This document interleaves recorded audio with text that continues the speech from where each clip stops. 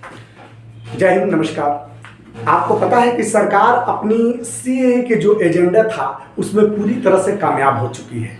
CA क्या है, पहले इसको समझ लीजिए। सीए जो है ये सिटीजन अमेंडमेंट एक्ट है जो पाकिस्तान, अफगानिस्तान और बांग्लादेश के शरणार्थी यानी कि मुस्लिम को छोड़ करके जितने भी लोग भारत में रह रहे हैं उन लोगों को नागरिकता देने का यह एक कानून है। सरकार, केंद्र सरकार गृह मंत्रालय दिसंबर 2019 में ही ये नियम ले आया था, लेकिन कोरोना की वजह से ये बीच में रुक गया था। बहुत सारे प्रोटेस्ट चल रहा था, ये मसला सुप्रीम कोर्ट में चला गया था और सुप्रीम कोर्ट के जाने की वजह से कुछ दिनों तक ये स्टे लग गया था। लेकिन फिर अब ये मामला फिर उरूज पर है और ये फिर तुक पड़ा है। सरकार इसमें कामयाब हो चुकी है, नागरिकता देने का प्रोसेस जो है वो चालू कर दिया है। सरकार कहता है कि सीए के जरिए मैं 3 देश, गौर से जहां से समझ लीजिएगा, सीए के तहत कहता है कि मैं 3 देश अफगानिस्तान, पाकिस्तान, बांग्लादेश और अफगानिस्तान के सताए हुए लोगों को, प्रताड़ित किए गए लोगों को नागरिकता दूंगा और यहाँ के अल्पसंख्यक लोगों को नागरिकता दूंगा। इसमें हिंदू आ जाते हैं, सिख आ जाते हैं, ईसाई, जैन, पारसी। इसमें कहीं भी मुस्लिम शब्द नहीं है, मुसलमानों का नाम नहीं है। इसी को लेकर के विरोध हो रहा है। सरकार कहता है कि 31 दिसंबर 2014 से पहले जितने भी लोग ये मुस्लिम को छोड़ करके जितने भी लोग भारत में इन कर चुके हैं उन सबको मैं नागरिकता दूंगा। और लेकिन इसका विरोध जो हो रहा है खास करके मुस्लिम समुदाय के द्वारा और आदिवासियों द्वारा इसका विरोध किया जा रहा है। अब इसका विरोध करने का रीजन ये भी है, इसको भी जरा सा गौर से समझना है। सरकार कहता है कि सीए के बाद गृह मंत्रालय खुद अपने मुंह से कहा है, अमित शाह खुद अपने मुंह से कहा है कि सीए के बाद पूरे देश में एनआरसी लाएंगे।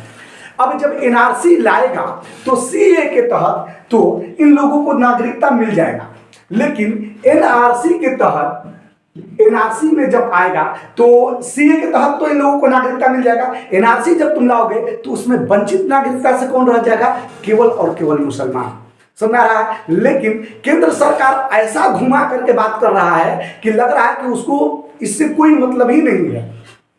एनआरसी जब लाएगा तो क्या होगा? इसमें वंचित कौन हो जाएगा? मुसलमान, जिसकी वजह से पुरजोर तरीका से इसका विरोध हो रहा है। और सरकार कहता है कि मैं सीए जो लाया हूं ये नागरिकता देने का कानून है, लेने का कानून नहीं है। हकीकत में है सीए से किसी को भी दिक्कत नहीं है। सीए ला पूरे देश में ला करके तुम पूरे देश के, पूरे दुनिया को नागरिकता दे दो, उससे कोई मतलब नहीं है। लेकिन इसमें क्या, अब जैसे कहने का मतलब, बहुत सारे मुसलमानों का कहने का मतलब ये है कि पाकिस्तान में एक अहमदिया मुसलमान है, पाकिस्तान में, अफगानिस्तान में अहमदिया मुसलमान है, उनको भी उसको अहमदिया होने की वजह से सताया जाता है। तो इन लोगों का कहना है कि अहमदिया को भी दे दिया जाए। तो गवर्नमेंट कहती है कि हम सभी लोगों को नागरिकता नहीं दे सकते हैं, यहाँ के केवल माइनॉरिटी को हम नागरिकता देंगे। और मुस्लिम का ये विरोध है कि जब तुम एनआरसी लाओगे तो सीए के तहत तो हिंदू को, सिख को, ईसाई को, जैन को, बौद्ध को और पारसी को नागरिकता दे दोगे, लेकिन मुसलमानों को नहीं दोगे। इसी का पूरे भारत में विरोध हो रहा है।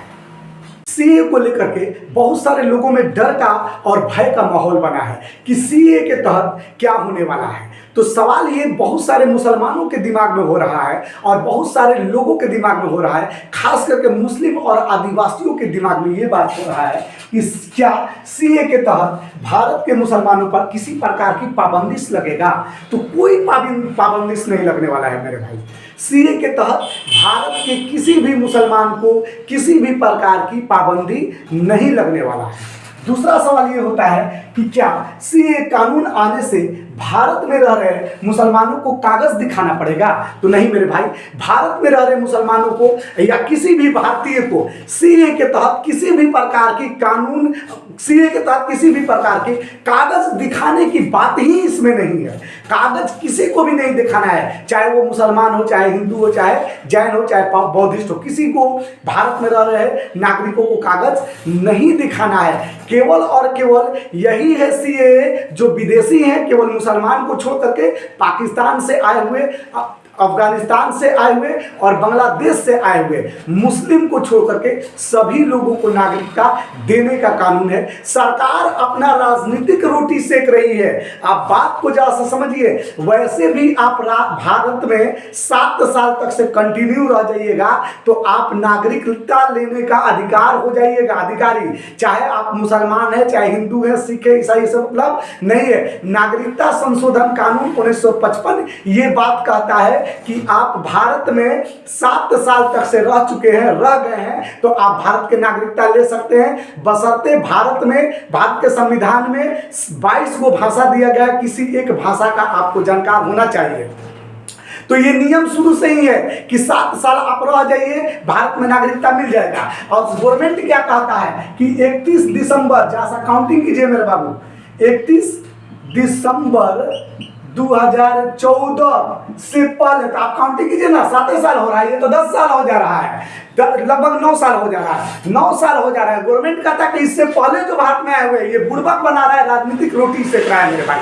हाँ, डर इस बात का है कि जब एनआरसी आएगा तब डर बनेगा, और एनआरसी आएगा तो इसके तहत छाटेगा। ये बहुत सारे लोगों का जो एनआरसी से डर है, इसमें एकदम पूरी तरह से होना चाहिए, क्योंकि आपको सीए के तहत तो नागरिकता हिंदू को, ईसाई को, जैन को, बौद्धिस्ट को मिल जाएगा, लेकिन जो मुस्लिम छटेंगे एनआरसी के लिस्ट से उसको नागरिकता नहीं मिलेगा, डिटेंशन कैंप में ले जाकर के रख देगा। तो इस बात का डर होना चाहिए, नहीं तो नागरिकता ये देने की कानून है, और नागरिकता लेने का जो प्रोसेस है वो पहले से ही है। हम ये वीडियो एक बार और बना करके डाल चुके हैं, आप लोग नागरिकता संशोधन कानून 1955 आप पढ़िए, उसमें हम बताए हुए हैं कि आप भारत में 7 साल तक से कंटिन्यू रह जाते हैं, आप 22 भाषा में से किसी एक भाषा का आपको जानकार है तो आपको नागरिकता मिल जाएगा, आप नागरिकता ले सकते हैं। या आपके माता पिता में से कोई एक भारतीय है तो भी आपको नागरिकता मिल जाएगा। ये सारा चीज हम नागरिकता संशोधन कानून 1922 में बताए हुए हैं।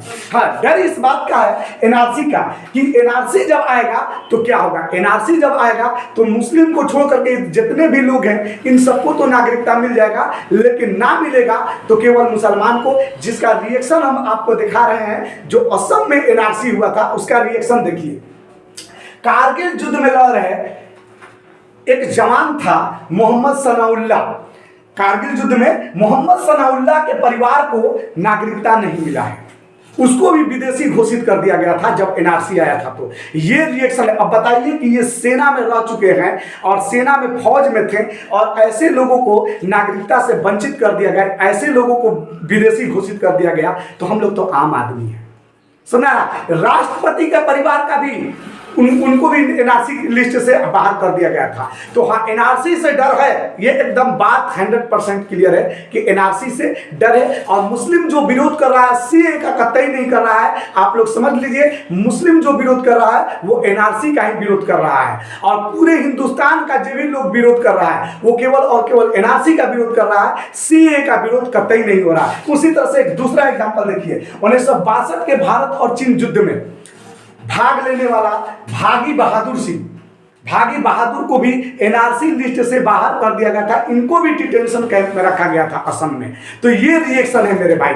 एनआरसी से बहुत लोग को डर है, सीए से डर किसी को भी नहीं है। मैं उम्मीद करता हूं कि आपको सीए और एनआरसी के बारे में समझ में आ गया होगा। और आप, ये शॉर्ट वीडियो है, इसके आगे हम और कुछ बड़ा वीडियो बना करके अपलोड करेंगे, आप लोग उसको भी देख लीजिएगा। यदि मेरे चैनल पर आप नए हैं तो सब्सक्राइब भी कर लीजिए, लाइक वाली बटन को दबा लीजिए, ताकि आपको हमेशा आपके पास नोटिफिकेशन पहुंचता रहे और इस सबों के बारे में आपको जानकारी मिलता रहे। वीडियो को देखने के लिए बहुत बहुत धन्यवाद। जय हिंद, नमस्कार।